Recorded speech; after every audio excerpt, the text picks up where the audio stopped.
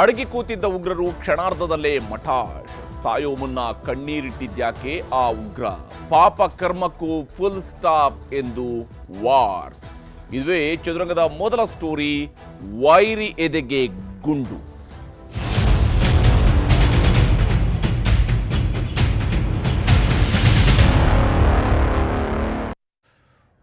ಒಂದು ಪಾಕಿಸ್ತಾನದ ಒಳಗಡೆ ನುಗ್ಗಿ ಅಲ್ಲಿನ ಉಗ್ರರನ್ನ ಬೇಟೆಯಾಡಿ ಭಾರತದ ವಾಯುಪಡೆಗಳು, ಭಾರತದ ಸೇನಾಪಡೆಗಳು ಬಂದಿರುವಂಥದ್ದು ಒಂದು ಭಾಗ. ಆದರೆ ಕಾಶ್ಮೀರದ ಕಣಿವೆಯಲ್ಲಿ ಅಡಗಿ ಕುಳಿತಿರುವಂತಹ ಉಗ್ರರನ್ನ ಜಾಲಾಡಿ ಗುಂಡಿಟ್ಟು ಕೊಲ್ಲುವ ಕೆಲಸವನ್ನು ಕೂಡ ಭಾರತೀಯ ಸೇನೆ ಮಾಡ್ತಾ ಇದೆ.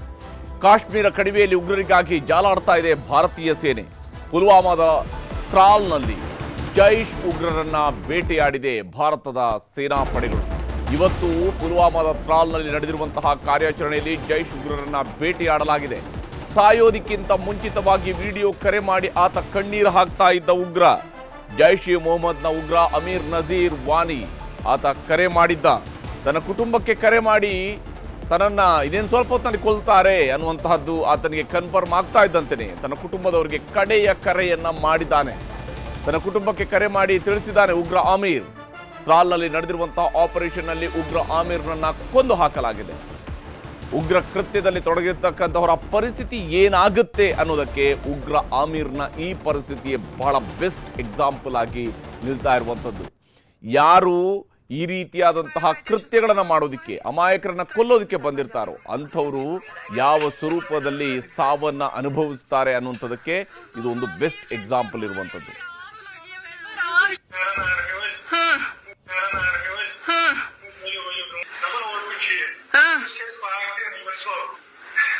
Сейчас лаги, я не боюсь, как ты сейчас умон буй. Троим без дорвазя липу.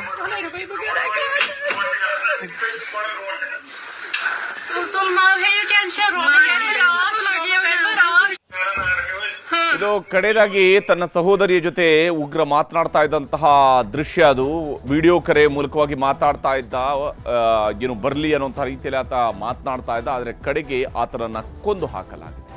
ಉಗ್ರರ ಬೇಟೆ ಮುಂದುವರೆದಿದೆ.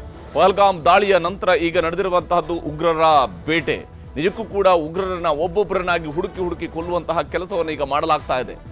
ಪಹಲ್ಗಾಮ್ ದಾಳಿಕೋರರಿಗಾಗಿ ಸೇನಾಪಡೆಗಳು ಶೋಧವನ್ನ ನಡೆಸ್ತಾ ಇದ್ದಾವೆ. ಒಂದು ಕಡೆಯಲ್ಲಿ ಸೇನೆಯಿಂದ ಶೋಧ ಕಾರ್ಯವೂ ಕೂಡ ಬಹಳ ತೀವ್ರಗತಿಯಲ್ಲಿ ಸಾಗ್ತಾ ಇದೆ. ಇದೇ ಸಂದರ್ಭದಲ್ಲಿ ಉಗ್ರ ಕೃತ್ಯಗಳಲ್ಲಿ ತೊಡಗಿಸಿಕೊಳ್ಳೋದಕ್ಕಾಗಿ ಭಾರತದ ಗಡಿಯೊಳಗೆ ನುಗ್ಗಿ ಬಂದಿರತಕ್ಕಂಥ ಹಲವು ಉಗ್ರರು ಸಿಕ್ಕಿ ಬೀಳ್ತಾ ಇದ್ದಾರೆ. ಜಮ್ಮು ಕಾಶ್ಮೀರದ ಅಡಗುತಾಣ ಕಾಡಿನಲ್ಲಿ ಶೋಧ ಕಾರ್ಯವೂ ಕೂಡ ಮುಂದುವರೆದಿದೆ.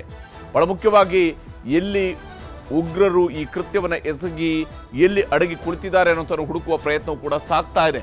ಪುಲ್ವಾಮಾದಲ್ಲಿ ಸೇನೆಯಿಂದ 3 ಉಗ್ರರನ್ನ ಇವತ್ತು ಹತ್ಯೆಗೈಯಲಾಗಿದೆ. ಪುಲ್ವಾಮಾದ ಸಮೀಪದ ತ್ರಾಲ್ನಲ್ಲಿ ನಡೆದಿರ್ತಕ್ಕಂತಹ ಘಟನೆ ಇದು. ತ್ರಾಲ್ನಲ್ಲಿ ಇವತ್ತು 3 ಜನರನ್ನ ಕೊಂದು ಹಾಕಲಾಗಿದೆ. ಉಗ್ರ ಕೃತ್ಯಗಳಲ್ಲಿ ತೊಡಗಿರುವಂತಹವರನ್ನ ಕೊಂದು ಹಾಕುವಂತಹ ಕೆಲಸವನ್ನು ಸೇನಾಪಡೆಗಳು ಮಾಡ್ತಾ ಇರುವಂಥದ್ದು. ಮೃತ ಉಗ್ರರಿಗೆ ಲಷ್ಕರ್ ಸಂಘಟನೆಯ ಜೊತೆಗೆ ನಂಟಿನ ಶಂಕೆಯೂ ಕೂಡ ಇದೆ. ಅದರ ಒಬ್ಬಾತ ಜೈಷ್ ಸಂಘಟನೆಯಲ್ಲೂ ಕೂಡ ತೊಡಗಿಸಿಕೊಂಡಿದ್ದ ಅನ್ನೋದ್ರ ಬಗ್ಗೆಯೂ ಕೂಡ ಮಾಹಿತಿ ಲಭ್ಯವಾಗ್ತಾ ಇದೆ. ಅದಕ್ಕೆ ಸಂಬಂಧಪಟ್ಟಂತಹ ಪ್ರತಿಯೊಂದು ಡೀಟೇಲ್ಸ್ ಅನ್ನು ಕೂಡ ಹುಡುಕ್ತಾ ಇದ್ದಾರೆ. ಶೋಪಿಯಾನ್ನಲ್ಲಿ ನಿನ್ನೆ 3 ಉಗ್ರರನ್ನ ಬೇಟೆಯಾಡಲಾಗಿತ್ತು. 3 ಉಗ್ರರನ್ನ ನಿನ್ನೆ ಶೋಪಿಯಾನ್ನ ಒಂದು ಮನೆಯಲ್ಲಿ ಬೇಟೆಯಾಡಲಾಗಿತ್ತು. ಅಲ್ಲಿ ಅಪಾರ ಪ್ರಮಾಣದ ಮದ್ದುಗುಂಡುಗಳು, ಹ್ಯಾಂಡ್ ಗ್ರೆನೇಡ್ಗಳು ಸಿಕ್ಕಿದ್ವು. ಇವತ್ತು ಮತ್ತೆ 3ರನ್ನ ಕೊಂದು ಹಾಕಲಾಗಿದೆ. ಪುಲ್ವಾಮಾದಲ್ಲಿ ಮತ್ತೆ 3 ಉಗ್ರರನ್ನ ಹತ್ಯೆಗೈಯಲಾಗಿದೆ. ಆತ ಕೂಡ ಸಾಯೋದಕ್ಕಿಂತ ಮುಂಚಿತವಾಗಿ ಹೇಗೆ ತನ್ನ ಕೈಯಲ್ಲಿ ಗನ್ನನ್ನು ಹಿಡ್ಕೊಂಡು ತನ್ನ ಸಹೋದರಿಯ ಜೊತೆಗೆ ವಿಡಿಯೋ ಕಾಲ್ನಲ್ಲಿ ಮಾತನಾಡ್ತಾ ಇದ್ದಾನೆ ಅಂತ ಗೊತ್ತಾಗುತ್ತೆ. ಅಂದರೆ ಇವರ ಮನೆಯವರಿಗೂ ಕೂಡ ಇವರು ನಡೆಸ್ತಾ ಇರುವಂತಹ ಕೃತ್ಯ ಎಂಥದ್ದು ಅನ್ನೋದು ಗೊತ್ತಾಗ್ತಾ ಇದೆ. ಇದೀಗ ಪುಲ್ವಾಮಾದಲ್ಲಿ ಮತ್ತೆ 3 ಉಗ್ರರನ್ನ ಬೇಟೆಯಾಡಲಾಗಿದೆ. ಇವತ್ತು ಸೇನಾಪಡೆಗಳು ನಡೆಸಿರುವಂತಹ ಮತ್ತೊಂದು ಮುಂದುವರೆದಿರುವಂತಹ ಬೇಟೆ ಇದು. ಇದರಲ್ಲಿ ಈಗ ಮತ್ತೆ 3 ಉಗ್ರರನ್ನ ಕೊಂದು ಹಾಕಲಾಗಿದೆ. ಈ ಮೂಲಕ ಭಾರತದ ನೆಲದಲ್ಲಿ ರಕ್ತವನ್ನ ಹರಿಸ್ತೀವಿ ಅಂತ ಬಂದಿರೋರು ನೆತ್ತರು ಚೆಲ್ಲಿ ಸಾಯ್ತಾ ಇದ್ದಾರೆ. ಇದು ಬಹಳ ಮುಖ್ಯವಾಗಿರುವಂತಹ ಅಂಶ. ಈ ಕೆಲಸವನ್ನ ಈಗ ಭಾರತದ ಸೇನಾಪಡೆಗಳು ತೀವ್ರಗತಿಯಲ್ಲಿ ಮಾಡ್ತಾ ಇರುವಂಥದ್ದು. ಇವತ್ತು ಉಗ್ರ ಅಡಗಿ ಕುಳಿತಿದ್ದಂತಹ ಸ್ವರೂಪವನ್ನು ನಾವು ಇದರಲ್ಲಿ ನೋಡ್ತಾ ಇದ್ವಿ. ಇವತ್ತು ನಡೆದಿರತಕ್ಕಂಥ ಆಪರೇಷನ್ಗಿಂತ ಮುಂಚಿತವಾಗಿ ತ್ರಾಲ್ನಲ್ಲಿ ಈತ ಅಡಗಿ ಕುಳಿತಿರುವಂಥದ್ದು, ಒಂದು ಅಡಗುದಾಣದಲ್ಲಿ ಈತ ಅಡಗಿ ಕುಳಿತಿರುವಂತಹ ದೃಶ್ಯವನ್ನು ನಾವು ನೋಡ್ತಾ ಇದ್ವಿ. ಎಲ್ಲಿ ಬರ್ತಾ ಇದ್ದಾರೆ ಸೇನಾಪಡೆಗಳವರು ಅಂತೇಳಿ ಆತ ಹುಡುಕ್ತಾ ಇದ್ದಾನೆ. ಆದರೆ ಅದನ್ನು ಡ್ರೋನ್ ದೃಶ್ಯದ ಮೂಲಕವಾಗಿ ಚಿತ್ರೀಕರಿಸಲಾಗಿದೆ. ಪ್ರತಿಯೊಂದನ್ನು ಕೂಡ ಅಬ್ಸರ್ವ್ ಮಾಡಲಾಗ್ತಾ ಇದೆ. ಎಲ್ಲಿ ಕುಳಿತಿದ್ದಾರೆ, ಏನು ಮಾಡ್ತಿದ್ದಾರೆ, ಯಾವ ಸ್ವರೂಪದಲ್ಲಿದ್ದಾರೆ, ಅವರ ಕೈಯಲ್ಲಿ ಯಾವ ರೀತಿಯಂತಹ ಬಂದೂಕುಗಳಿದ್ದಾವೆ, ಯಾವ ಸ್ವರೂಪದಲ್ಲಿ ಅವರು ಪ್ರತಿದಾಳಿಯನ್ನು ಮಾಡಬಹುದು ಎಲ್ಲವನ್ನು ಕೂಡ ಲೆಕ್ಕ ಹಾಕಿನೇ ಉಗ್ರನನ್ನ ಬೇಟೆಯಾಡಲಾಗಿದೆ. ಆತ ಸರಳುಗಳ ಹಿಂದೆ ಅಡಗಿ ಕುಳಿತು ನೋಡ್ತಾ ಇರುವಂತಹ ದೃಶ್ಯ ಪ್ರತಿಯೊಂದನ್ನು ಕೂಡ ಅಬ್ಸರ್ವ್ ಮಾಡಲಾಗಿದೆ. ಇದರ ಆಧಾರದ ಮೇಲೆ ಕಾರ್ಯಾಚರಣೆಯನ್ನು ನಡೆಸಲಾಗಿದೆ ಮತ್ತು ನಂತರ ಕೊಂದು ಹಾಕಲಾಗಿದೆ. ಹೀಗೆ ಉಗ್ರ ಕಾರ್ಯಾಚರಣೆಯನ್ನು ಬಹಳ ತೀವ್ರ ಸ್ವರೂಪದಲ್ಲಿ ಮಾಡ್ತಾ ಇರುವಂಥದ್ದು ಇವತ್ತು ಪುಲ್ವಾಮಾದಲ್ಲಿ ನಡೆದಿರ್ತಕ್ಕಂತಹ ಘಟನೆ ಇದು. ಪುಲ್ವಾಮಾದಲ್ಲಿ ಹೇಗೆ ಇವರು ಉಗ್ರರು ಅಡಗಿ ಕುಳಿತಿದ್ರು ಅನ್ನುವಂಥದ್ದನ್ನು ಡ್ರೋನ್ ಮೂಲಕವಾಗಿ ಮೊದಲು ತಿಳ್ಕೊಳ್ಳಲಾಯಿತು. ಎಲ್ಲಿದ್ದಾರೆ, ಯಾವನಿದ್ದಾನೆ, ಎಷ್ಟು ಜನ ಇದ್ದಾನೆ, ಎಷ್ಟು ಜನರಿದ್ದಾರೆ, ಇವೆಲ್ಲವನ್ನು ಕೂಡ ಪತ್ತೆ ಹಚ್ಚಲಾಗಿದೆ. ಇಲ್ಲಿ ಕೊಂದು ಹಾಕಲಾಗಿರ್ತಕ್ಕಂತಹ ಉಗ್ರರ ಚಿತ್ರಣವು ಕೂಡ ಗೋಚರಿಸ್ತಾ ಇದೆ. ಉಗ್ರರು ಅಡಗಿ ಕುಳಿತಲ್ಲಿಂದಲೇ ಹೋಗಿ ಅವರನ್ನ ಕೊಂದು ಹಾಕಲಾಗ್ತಾ ಇದೆ. ಇದರ ನಡುವೆ ರಾಜನಾಥ್ ಸಿಂಗ್, ರಕ್ಷಣಾ ಸಚಿವರಾಗಿರುವಂತಹ ರಾಜನಾಥ್ ಸಿಂಗ್ ಅವರು ಇವತ್ತು ಕಾಶ್ಮೀರದಲ್ಲಿದ್ದರು. ಕಾಶ್ಮೀರಕ್ಕೆ ಹೋಗಿದ್ರು, ಶ್ರೀನಗರಕ್ಕೆ ಹೋಗಿದ್ರು. ಅಲ್ಲಿಂದ ಭಾರತ ಮತ್ತು ಪಾಕಿಸ್ತಾನದ ನಡುವಿನ LOC ಬಳಿಗೂ ಕೂಡ ಅವರು ತೆರಳಿದ್ದಾರೆ. ಈ ಸಂದರ್ಭದಲ್ಲಿ ಧರ್ಮ ವರ್ಸಸ್ ಕರ್ಮ ಈ ಸಂದೇಶವನ್ನು ಅವರು ರವಾನೆ ಮಾಡಿದ್ದಾರೆ. ರಾಜನಾಥ್ ಸಿಂಗ್ ಅವರು ರವಾನೆ ಮಾಡಿರ್ತಕ್ಕಂಥ ಅತ್ಯಂತ ಪ್ರಮುಖ ಸಂದೇಶಗಳು ಇವು. ಧರ್ಮ ವರ್ಸಸ್ ಕರ್ಮ ಇದರ ಬಗೆಗಿನ ಸಂದೇಶವನ್ನು ಕೊಟ್ಟಿದ್ದಾರೆ. ಮತ್ತು ನಮ್ಮನ್ನು ಮುಟ್ಟಿದ್ದೀರಾ, ಹುಷಾರ್ ಅನ್ನುವಂಥ ಎಚ್ಚರಿಕೆಯ ಸಂದೇಶವನ್ನು ಕೂಡ ವೈರಿ ರಾಷ್ಟ್ರಕ್ಕೆ ಮತ್ತು ಉಗ್ರರಿಗೆ ಕೊಟ್ಟಿದ್ದಾರೆ. ನಮ್ಮನ್ನು ಮುಟ್ಟಿದ್ರೆ ಹುಷಾರ್ ಅಂತೇಳಿ. ಪಾಕ್ನಲ್ಲಿ ಅಣ್ವಸ್ತ್ರ ಇರಬೇಕಾ ಅನ್ನುವಂತಹ ಪ್ರಶ್ನೆ ಎತ್ತಿದ್ದಾರೆ. ಬಹಳ ಗಂಭೀರವಾಗಿರ್ತಕ್ಕಂಥ ವಿಚಾರ ಇದು. ಪಾಕಿಸ್ತಾನ ಒಂದು ಕಡೆಯಲ್ಲಿ ಉಗ್ರರನ್ನ ಪೋಷಿಸ್ತಾ ಇರುವಂತಹ ದೇಶ, ಅಲ್ಲಿನೇ ಅತಿ ಹೆಚ್ಚು UN ಡೆಸಿಗ್ನೇಟೆಡ್ ಉಗ್ರರಿದ್ದಾರೆ. ಅಂದರೆ ವಿಶ್ವಸಂಸ್ಥೆಯ ಘೋಷಿತ ಉಗ್ರರು ವಾಸಿಸ್ತಾ ಇರುವಂಥದ್ದು ಪಾಕಿಸ್ತಾನದಲ್ಲಿ. ಪಾಕಿಸ್ತಾನ ಘೋಷಿತ ಉಗ್ರರ ನೆಲೆಯಾಗಿದೆ. ಅಂತಹ ಪಾಕಿಸ್ತಾನದಲ್ಲಿ ಅಣ್ವಸ್ತ್ರಗಳು ಇರಬೇಕಾ ಅನ್ನುವಂತಹ ಪ್ರಶ್ನೆಯನ್ನು ಎತ್ತಿದ್ದಾರೆ. ಆಕ್ಟ್ ಆಫ್ ವಾರ್ ಇದನ್ನ ಮತ್ತೆ ಪ್ರಸ್ತಾಪ ಮಾಡಿದ್ದಾರೆ. ಇನ್ನು ಮುಂದೆ ನಡೆಯಬಹುದಾಗಿರುವಂತಹ ಉಗ್ರರ ಯಾವುದೇ ಕೃತ್ಯಗಳು, ಪಾಕಿಸ್ತಾನ ಪ್ರಾಯೋಜಿತವಾಗಿರುವಂತಹ ಉಗ್ರರ ಯಾವುದೇ ಕೃತ್ಯಗಳನ್ನ ಆಕ್ಟ್ ಆಫ್ ವಾರ್ ಅಂತ ಪರಿಗಣಿಸಲಾಗುತ್ತೆ. ಅಷ್ಟೇ ಅಲ್ಲದೆ ಪಾಕಿಸ್ತಾನದವ್ರ ಜೊತೆಗೆ ಮಾತನಾಡೋದಿದ್ರೆ ಒಂದೇ ಅಜೆಂಡಾ ಇನ್ನು ಉಳ್ಕೊಂಡಿರುವಂಥದ್ದು, ಅದು POKಯ ಅಜೆಂಡಾ. ಇದರ ಹೊರತಾಗಿ ಪಾಕಿಸ್ತಾನ ಜೊತೆಗೆ ಭಾರತಕ್ಕೆ ಮಾತುಕತೆ ನಡೆಸೋದಕ್ಕೆ ಯಾವುದೇ ಆಸಕ್ತಿಗಳಿಲ್ಲ. ಪಾಕಿಸ್ತಾನ ಜೊತೆಗೆ ವ್ಯವಹಾರದ ಬಗೆಗಿನ ಆಸಕ್ತಿಗಳಿಲ್ಲ. ಇರುವಂಥದ್ದು ಒಂದೇ ಆಸಕ್ತಿ, ಭಾರತದ ಜೊತೆಗೆ ನೀವು ಮಾತುಕತೆಗೆ ಬರ್ತೀರಿ ಅಂತ ಹೇಳಿದ್ರೆ ಒಂದೇ ವಿಚಾರದ ಬಗ್ಗೆ ಬನ್ನಿ, ಉಗ್ರವಾದದ ಬಗ್ಗೆ ಮತ್ತು POK ಬಗ್ಗೆ, POKನ ವಾಪಸ್ ಭಾರತಕ್ಕೆ ಕೊಡೋದ್ರ ಬಗ್ಗೆ. ಈ ಸಂದೇಶವನ್ನ, ಸ್ಪಷ್ಟ ಸಂದೇಶವನ್ನ ಕಾಶ್ಮೀರದಲ್ಲಿ ನಿಂತು ಇವತ್ತು ರಾಜನಾಥ್ ಸಿಂಗ್ ರವಾನೆ ಮಾಡಿದ್ದಾರೆ. ಹಾಗಾದ್ರೆ ಏನು ಧರ್ಮ ವರ್ಸಸ್ ಕರ್ಮ, ಯಾವ ಸ್ವರೂಪದಲ್ಲಿ ಅದನ್ನು ವಿವರಿಸಿದ್ದಾರೆ ಅನ್ನೋದನ್ನು ಕೂಡ ನಿಮಗೆ ಹೇಳ್ತೀನಿ. ಉಗ್ರರು ಧರ್ಮ ಕೇಳಿ ಹೊಡೆದ್ರು. ಪಹಲ್ಗಾಮ್ನಲ್ಲಿ ನಡೆದಂತಹ ದಾಳಿಯ ಸಂದರ್ಭದಲ್ಲಿ ಉಗ್ರರು ನಡೆಸಿರುವಂತಹ ಕೃತ್ಯ ಇತ್ತಲ್ಲ, ಧರ್ಮವನ್ನ ಕೇಳಿ ಅವತ್ತು ದಾಳಿಯನ್ನ ನಡೆಸಿದ್ರು. ಭಾರತೀಯರನ್ನ ಧರ್ಮ ಕೇಳಿ ನೀವು ದಾಳಿಯನ್ನ ನಡೆಸಿದ್ರಿ. ಆದ್ರೆ ಧರ್ಮ ಕೇಳಿ ದಾಳಿ ನಡೆಸಿದಂಥವ್ರಿಗೆ ಕರ್ಮ ನೋಡಿ ಹೊಡೆದಿದ್ದೀವಿ. ನೀವು ಮಾಡಿರ್ತಕ್ಕಂತಹ ಕರ್ಮ, ನಿಮ್ಮ ಧರ್ಮವನ್ನ ನೋಡಿಲ್ಲ, ನೀವು ಮಾಡಿರುವಂತಹ ಕರ್ಮವನ್ನ ನೋಡಿ, ನೀವು ಮಾಡಿರ್ತಕ್ಕಂತಹ ಕೆಲಸ, ನಿಮ್ಮ ದುಷ್ಕೃತ್ಯ ಇತ್ತಲ್ಲ, ಆ ಕರ್ಮವನ್ನ ನೋಡಿ ನಾವು ಹೊಡೆದಿದ್ದೀವಿ ಅನ್ನುವಂತಹ ಮಾತನ್ನ ಹೇಳಿದ್ದಾರೆ. ನೀವು ಧರ್ಮದ ವಿಚಾರದಲ್ಲಿ ನಮ್ಮನ್ನ ಕೆಣಕೋದಿಕ್ಕೆ ಬಂದ್ರಿ, ಆದ್ರೆ ನಿಮ್ಮನ್ನ ಕರ್ಮದ ಮೂಲಕವಾಗಿ ಹೊಡೆದಿದ್ದೀವಿ ಅನ್ನುವಂತ ಹೇಳಿದ್ದಾರೆ. ಪಾಕಿಸ್ತಾನಕ್ಕೆ ತಕ್ಕ ಉತ್ತರವನ್ನ ನಾವು ಕೊಟ್ಟಿದ್ದೀವಿ ಅನ್ನುವಂತಹ ಮಾತನ್ನ ರಾಜನಾಥ್ ಸಿಂಗ್ ಅವರು ಕಾಶ್ಮೀರದಲ್ಲಿ ನಿಂತುಕೊಂಡು ಹೇಳಿದ್ದಾರೆ. ಈ ಮೂಲಕವಾಗಿ ಪಾಕಿಸ್ತಾನಕ್ಕೆ ಸ್ಪಷ್ಟವಾದಂತಹ ಉತ್ತರವನ್ನ, ಪಾಕಿಸ್ತಾನ ಅರ್ಥ ಮಾಡಿಕೊಳ್ಳಬೇಕಾದಂತಹ ಸ್ವರೂಪದ ಉತ್ತರವನ್ನ ರಾಜನಾಥ್ ಸಿಂಗ್ ಅವರು ನೀಡಿದ್ದಾರೆ. भारतीयों को धर्म पूछकर देख कर मारा, धर्म पूछ कर मारा, तो हमने आतंकियों को उनका कर्म देख कर मारा है. उन्होंने धर्म देखकर बेगुनाहों की जान ली. यह पाकिस्तान का कर्म था. हमने कर्म देखकर उनका खात्मा किया. यह हमारा भारतीय धर्म है. ನಿಮ್ಮ ಕರ್ಮ ನೋಡಿ ಹೊಡೆಯುವಂಥದ್ದೇ ಭಾರತೀಯರ ಧರ್ಮ ಅಂತ ಹೇಳಿದ್ದಾರೆ. ಇದು ಭಾರತದ ಧರ್ಮನೇ. ಇದು ನೀವು ಮಾಡಿರ್ತಕ್ಕಂಥ ಕುಕೃತ್ಯಗಳನ್ನ, ನಿಮ್ಮ ದುಷ್ಕೃತ್ಯಗಳನ್ನ, ನೀವು ಮಾಡಿರ್ತಕ್ಕಂಥ ಕೆಟ್ಟ ಕೆಲಸವನ್ನ ನೋಡಿ ಹೊಡೆಯುವಂಥದ್ದೇ ಭಾರತದ ಧರ್ಮ ಅನ್ನುವಂತಹ ಮಾತನ್ನ ರಾಷ್ಟ್ರದ ರಕ್ಷಣಾ ಸಚಿವರು ಹೇಳಿದ್ದಾರೆ. ಅಷ್ಟೇ ಅಲ್ಲದೆ ಮುಟ್ಟಿದ್ರೆ ಹುಷಾರ್ ಅನ್ನುವಂಥದ್ದನ್ನ ಹೇಳಿದ್ದಾರೆ. ಮುಟ್ಟಿದ್ದೀರಿ, ನಮ್ಮ ಶಿರಕ್ಕೆ ಕೈ ಹಾಕಿದಿರಿ, ಆದರೆ ಇದರ ಪರಿಣಾಮ ಏನಾಯಿತು? ನಿಮ್ಮ ಹೃದಯಕ್ಕೆ ಆಘಾತ ಆಗಿದೆ. ನಮ್ಮ ಶಿರ ಅಂದ್ರೆ ಕಾಶ್ಮೀರ, ನಮ್ಮ ಶಿರ ಭಾರತದ ತಲೆ, ಅದು ಆ ತಲೆಗೆ ಹೊಡೆಯುವಂತಹ ಕೆಲಸವನ್ನು ನೀವು ಮಾಡಿದರೆ ನಿಮ್ಮ ಎದೆಯನ್ನು ಸೀಳುವಂತಹ ಕೆಲಸವನ್ನು ಭಾರತ ಮಾಡುತ್ತೆ ಅಂತೇಳಿ, ನಿಮ್ಮ ಹೃದಯವನ್ನು ಸೀಳುವಂತಹ ಕೆಲಸವನ್ನು ಮಾಡುತ್ತೆ. ಯಾಕಂದರೆ ರಾವಲ್ಪಿಂಡಿಗೆ ಹೊಡೆದಿದ್ದೀವಿ. ರಾವಲ್ಪಿಂಡಿ ಪಾಕಿಸ್ತಾನದ ಹೃದಯ ಭಾಗ ಅದು. ಹಾಗಾಗಿ ಅದನ್ನು ಹೇಳಿದ್ದಾರೆ, ಹೃದಯಕ್ಕೆ ಹೊಡೆದಿದ್ದೀವಿ, ಕಾಶ್ಮೀರದಲ್ಲಿ ರಕ್ತ ಹರಿಸಿದವರ ಎದೆ ಸೀಳಿದ್ದೇವೆ ಅನ್ನುವಂತಹ ಮಾತನ್ನು ಹೇಳಿದ್ದಾರೆ. ನಾವು ನಿಮ್ಮ ಎದೆಗೆ ಗುಂಡು ಹೊಡೆಯುವಂತಹ ಕೆಲಸವನ್ನು ಮಾಡಿದ್ದೀವಿ, ಎದೆ ಸೀಳಿದ್ದೇವೆ ಪಾಕಿಸ್ತಾನದ್ದು ಅನ್ನುವಂತಹ ಮಾತನ್ನು ಹೇಳಿದ್ದಾರೆ. ಉಗ್ರರ ಎದೆ ಸೀಳಿ ಬಂದಿದ್ದಾರೆ ಯೋಧರು. ನಮ್ಮ ಯೋಧರು ಬಂದಿರುವಂಥದ್ದು ಉಗ್ರರ ಎದೆಗಳನ್ನು ಸೀಳಿ. ಸರಿಸುಮಾರು 100ಕ್ಕೂ ಹೆಚ್ಚು ಉಗ್ರರನ್ನ ಕೊಂದು ಹಾಕಲಾಗಿದೆ. ಹಾಗೆ ಉಗ್ರರ ಎದೆ ಸೀಳುವ ಕೆಲಸವನ್ನು ಭಾರತ ಮಾಡಿದೆ. ಇದು ಇತಿಹಾಸದ ಅತಿ ದೊಡ್ಡ ಆಪರೇಷನ್. ಇದು ಯುದ್ಧ ಅಲ್ಲ, ಇದೊಂದು ಆಪರೇಷನ್ ಆಗಿತ್ತು. ಆದರೆ ಇಂತಹ ಆಪರೇಷನ್ ಹಿಂದೆಂದೂ ನಡೆದಿರಲಿಲ್ಲ. ಇದೇ ಮೊದಲ ಬಾರಿಗೆ ಇಷ್ಟು ದೊಡ್ಡ ಪ್ರಮಾಣದಲ್ಲಿ 9 ಕಡೆಗಳಲ್ಲಿ 21 ಬಾರಿ ಹೊಡೆದಿರುವಂತಹ ಸ್ವರೂಪ ಇದೆಯಲ್ಲ, ಇದು ಇತಿಹಾಸದ ಅತಿ ದೊಡ್ಡ ಆಪರೇಷನ್ ಅನ್ನುವಂತಹ ಮಾತನ್ನ ರಾಜನಾಥ್ ಸಿಂಗ್ ಅವರು ಹೇಳಿದ್ದಾರೆ.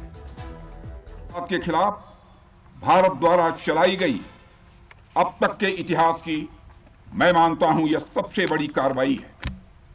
35-40 वर्षों से भारत सरहद पार से चलाई जा रही आतंकवाद का सामना कर रहा है.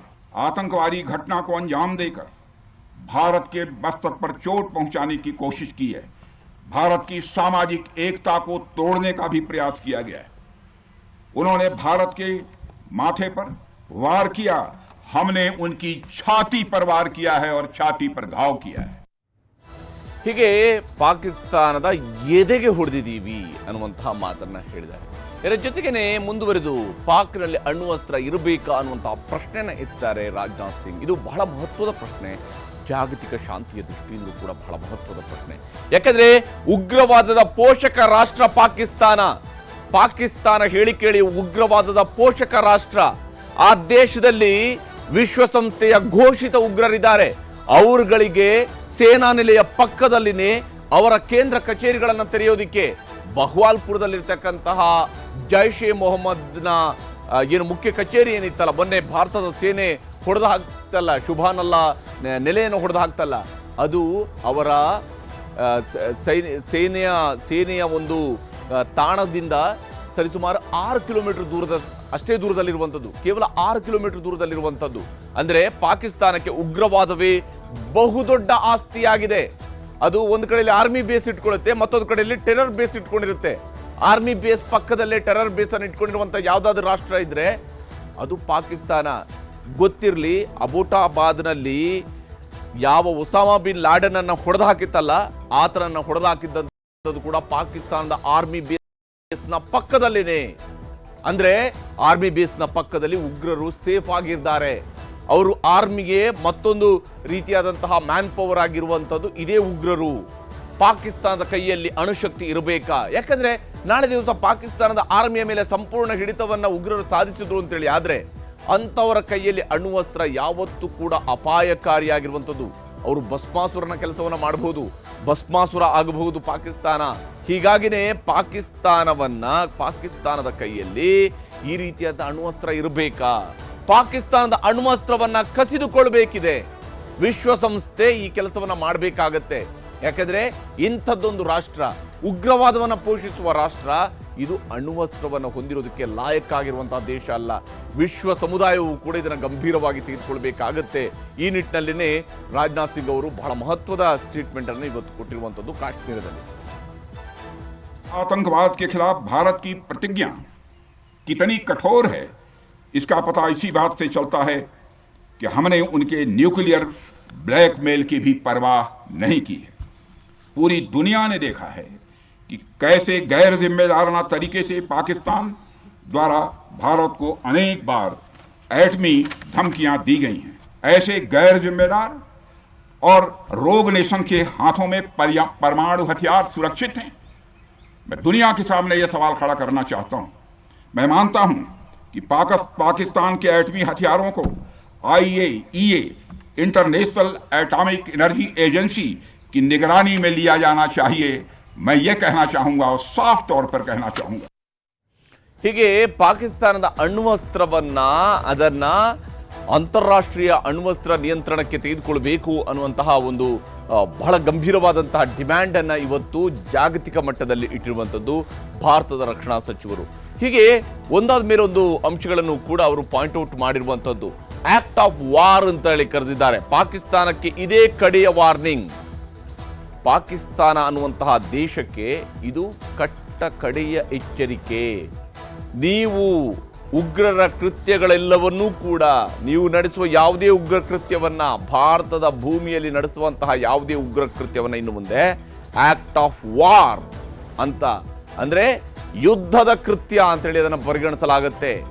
ಯುದ್ಧಕ್ಕೆ ಕೊಟ್ಟಿರುವಂತಹ ಆಹ್ವಾನ ಅಂತೇಳಿ ಪರಿಗಣಿಸಲಾಗುತ್ತೆ. ದೇಶದ ಮೇಲೆ ನಡೆಸಿರುವಂತಹ ಯುದ್ಧ ಅಂತೇಳಿ ಅದನ್ನು ಪರಿಗಣಿಸಲಾಗುತ್ತೆ. ಆಕ್ಟ್ ಆಫ್ ವಾರ್ ಅಂತ ಪರಿಗಣನೆ ತೆಗೆದುಕೊಳ್ತೀವಿ. ಅಷ್ಟೇ ಅಲ್ಲದೆ ಈ ಆಕ್ಟ್ ಆಫ್ ವಾರ್ ಅಂದ್ರೆ ನಮ್ಮ ಮೇಲೆ ಯುದ್ಧಕ್ಕೆ ಬಂದವರ ಮೇಲೆ ಪ್ರತಿಯಾಗಿ ದಾಳಿ ನಡೆಸುವ ಎಲ್ಲ ಹಕ್ಕನ್ನು ಕೂಡ ನಾವು ಹೊಂದಿದ್ದಂಗೆ ಆಗುತ್ತೆ. ಹೀಗಾಗಿ ಇನ್ನು ಮುಂದೆ ಭಾರತ ಉಗ್ರವಾದವನ್ನ ಆಕ್ಟ್ ಆಫ್ ವಾರ್ ಅಂತೇಳಿ ಪರಿಗಣಿಸುತ್ತೆ. ಆ ವಾರ್ ಮೂಲಕವಾಗಿ ಉತ್ತರವನ್ನು ಕೊಡಬೇಕಾಗತ್ತೆ. ಪಾಕಿಸ್ತಾನಕ್ಕೆ ತಕ್ಕ ಉತ್ತರವನ್ನು ಕೊಡ್ತೀವಿ ಅನ್ನುವಂತಹ ಮಾತನ್ನು ಕೂಡ ರಾಜನಾಥ್ ಸಿಂಗ್ ಅವರು ಹೇಳಿದ್ದಾರೆ. कि हिंदुस्तान की सरजमी पर किया गया कोई भी आतंकी हमला एक एक्ट ऑफ वार माना जाएगा. दोनों देशों में जो अंडरस्टैंडिंग बनी है फिलहाल वह इसी बात को लेकर है कि सरहद पार से कोई बेजा हरकत अब नहीं की जाएगी. अगर की गई तो बात निकलेगी तो बहुत दूर तक जाएगी. ಅಂದ್ರೆ ಇಲ್ಲಿ ಒಂದು ಮಾತನ್ನ ಸ್ಪಷ್ಟವಾಗಿ ಹೇಳಿದ್ದಾರೆ. ಈಗ ಏನು ಕದನ ವಿರಾಮ ಅನ್ನುವಂಥದ್ದು ಆಗಿದೆಯಲ್ಲ, ಇದರಲ್ಲೂ ಕೂಡ, ಈ ಕದನ ವಿರಾಮಕ್ಕೂ ಕೂಡ ಇರುವಂಥದ್ದು ಒಂದೇ ಕಂಡೀಷನ್ ಏನಂದ್ರೆ, ಇನ್ನು ಮುಂದೆ ಭಾರತದಲ್ಲಿ ನಡೀಬಹುದಾಗಿರುತ್ತೆ ಯಾವುದೇ ಉಗ್ರ ಕೃತ್ಯವನ್ನ ಆಕ್ಟ್ ಆಫ್ ವಾರ್ ಅಂತೇಳಿ ಭಾರತ ಪರಿಗಣಿಸುತ್ತೆ ಮತ್ತು ಪಾಕಿಸ್ತಾನ ಇದನ್ನು ಒಪ್ಪಿಕೊಂಡಿದೆ.